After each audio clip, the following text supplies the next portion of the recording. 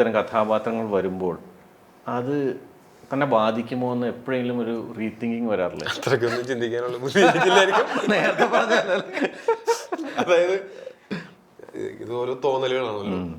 ഒരു കഥ കേൾക്കുന്ന സമയത്ത് ഇത് ചെയ്യണം എന്ന് തോന്നുന്നു, ആ കഥാപാത്രം ചെയ്യണമെന്ന് തോന്നുന്നു. ചിലപ്പോൾ മറ്റു പലതും കേൾക്കുന്ന സമയത്ത് ആ തോന്നൽ ഉണ്ടാവുന്നില്ല, ചെയ്യണം, ഈ കഥാപാത്രം ചെയ്യണം, ഈ സിനിമയുടെ ഭാഗമാണെന്നുള്ള തോന്നലുകൾ ഉണ്ടാവാത്തപ്പോഴാണ് നമ്മൾ ആ സിനിമകളൊന്നും ചെയ്യാതെ നമ്മൾ അവരുടെ അടുത്ത് നോ പറയുന്നത്. ഇത് നമുക്ക് ആ തോന്നൽ എൻ്റെ ഒരു എന്താ പറയുക, നമ്മുടെ ബേസിക് ഇൻസ്റ്റിങ്ക്റ്റ് എന്താ അതിനെ ഫോളോ ചെയ്യുക, അത്രേ ഉള്ളൂ.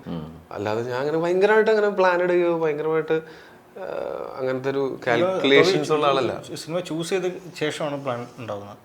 ഈ സിനിമയ്ക്കായാലും ഇപ്പോൾ ഈ സിനിമ ചെയ്യാൻ ഉദ്ദേശിച്ചു, അതിനുശേഷം അവൻ്റെ ഭാഗത്തുണ്ടാകുന്ന ചില പ്രിപ്പറേഷൻ പരിപാടികളൊക്കെ നമ്മളെയും കൂടി പ്രൊവോക്ക് ചെയ്യുന്ന തരത്തിലുള്ള തോട്ട് പ്രൊവോക്കിങ് ആയിട്ടുള്ള പരിപാടികൾ അത് നടക്കാൻ സാധ്യതയുള്ള പ്ലാനാണ്.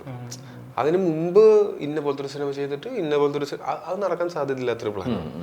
അങ്ങനത്തെ പ്ലാനുകളിട്ട് ഞാൻ സമയം കളയാറില്ല. പക്ഷെ പണ്ട് കാലത്ത് തുടങ്ങിയ കാലത്ത് അങ്ങനെ ഒരു പ്ലാനിങ് ഉണ്ടാവും, ഇത് ചെയ്യണം അത് ചെയ്യണം. ഇല്ല, എനിക്ക് അങ്ങനത്തെ ഒരു പ്ലാനേ ഇല്ല. ശരി, നിങ്ങൾ എന്റെ കരിയർ നോക്കിയാൽ നിങ്ങൾക്ക് മനസ്സിലാവുമല്ലോ, അങ്ങനത്തെ ഒരു പ്ലാനുള്ള ആളായിട്ടല്ല ഞാനെന്ന് വെച്ചാൽ ഈ ഗോ വിത്ത് ദ ഫ്ലോ. അത് വലിയ തിരക്കായിട്ടില്ലാത്തൊരു സ്ട്രാറ്റജി ആണെന്ന് എനിക്ക് തോന്നുന്നു. ഒരു സ്ട്രാറ്റജിയും ഇല്ലാത്തത് നല്ലൊരു സ്ട്രാറ്റജി ആണെന്ന് തോന്നുന്നു. ഇപ്പം നമ്മൾ ഡിസ്കഷൻ ചെയ്തുകൊണ്ടിരിക്കുന്ന മീറ്റിംഗ് കഴിയുമ്പോൾ ആ ഡിസ്കഷനിൽ വന്നൊരു പോയിന്റ് എന്ന് വെച്ചാൽ, ഇനി നമുക്കൊരു ഭയങ്കര മാസ് കൊമേഴ്ഷ്യൽ സിനിമ ആയിരിക്കും.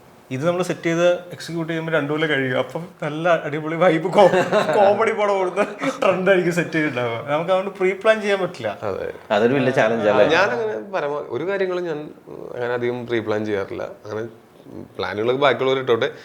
എനിക്ക് എൻ്റെ പ്ലാൻ എന്ന് വെച്ച് കഴിഞ്ഞാൽ, ഒരു സാധനം കമ്മിറ്റ് ചെയ്ത് നമ്മൾ ചെയ്യുന്നു ഉറപ്പായി കഴിഞ്ഞാൽ അതിൽ വെച്ചപ്പോൾ നമുക്ക് എന്ത് വേണമെങ്കിലും പ്ലാൻ ചെയ്യാം.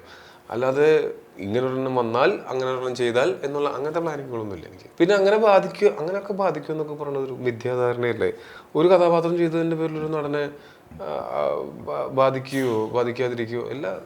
നമ്മൾ കുറേ സിനിമകൾ ചെയ്യുന്നുണ്ടല്ലോ, അതിൻ്റെ ഒരു ആകത്തുകയല്ലേ നമ്മളുടെ കരിയർ എന്ന് പറയുന്നത്.